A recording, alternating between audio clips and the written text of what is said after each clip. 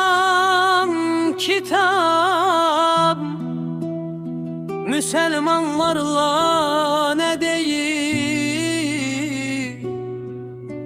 Ali İmran suresi 45.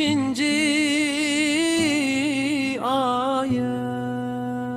O zaman melekler dediler ey Meryem, həqiqətən Allah səni öz tərəfindən, adı Məryəm oğlu İsa Məsih olan bir kəlmə ilə müjdələyir. O bu dünyadan axirətdə şan şöhrətli və Allah'a yaxınlaşdırılmışlardan acaqdır. Kur'an kitap Müslümanlara ne deyir?